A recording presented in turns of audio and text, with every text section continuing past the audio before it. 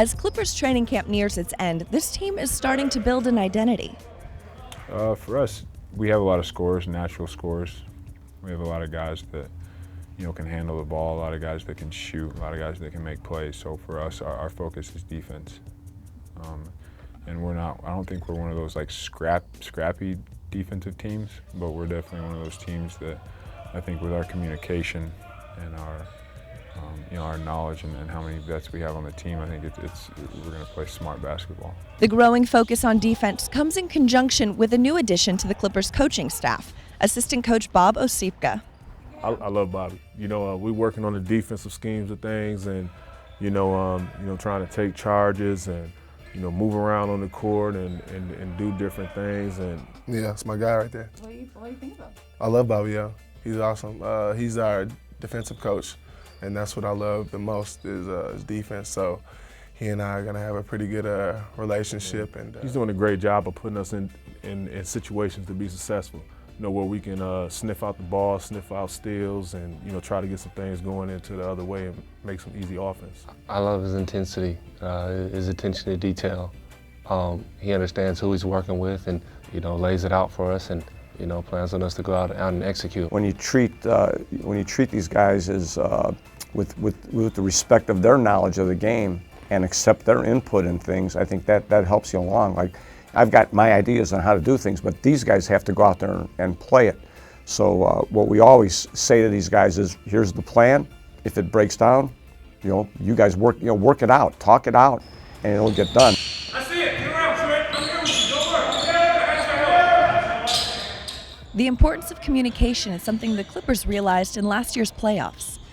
Yeah, I think we really, our younger guys, myself included, DeAndre, Eric, I think we all kind of realized in the playoffs that's how it is, and that's how you have to be. You have to be very vocal, and you have to be loud. You have to you're going to make mistakes, but you have to make up for them by, hustling or getting to the next man, rotating, stuff like that. So I think, I really think that trip, into the second round really did a lot for us. It's tremendous, because I think when you go through it and you learn what it takes to get to that next level. It was a great achievement, beating Memphis last year in a great playoff series. And I watched it from afar and from my own living room, and wishing I was there. But I think they learned that to make the next step now to beat a San Antonio or the next teams, you have to pick up the level of your defense and your overall play.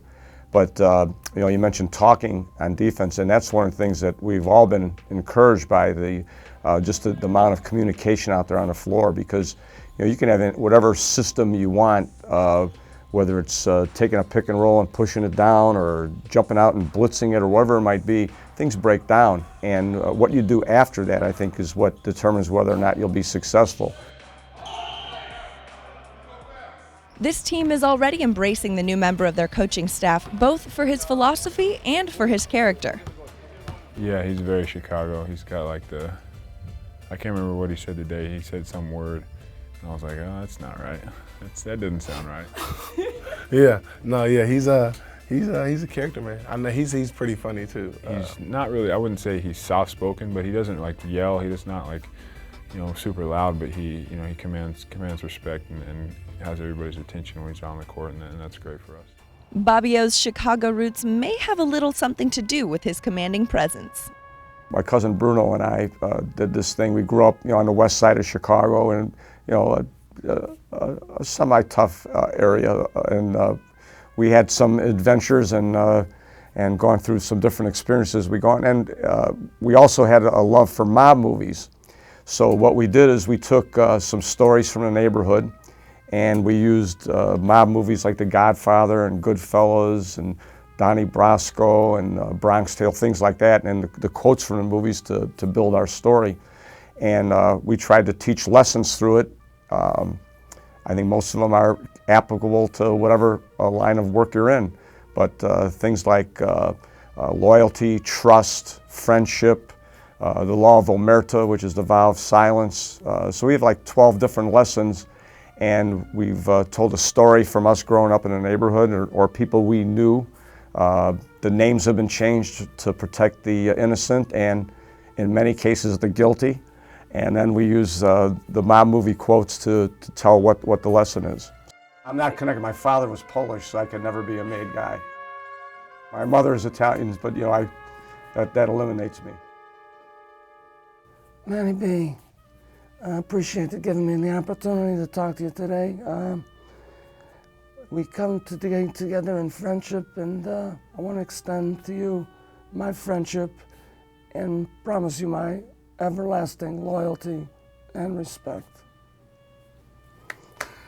That is impressive. Wow, it was off the cuff. I can do better. I can do better.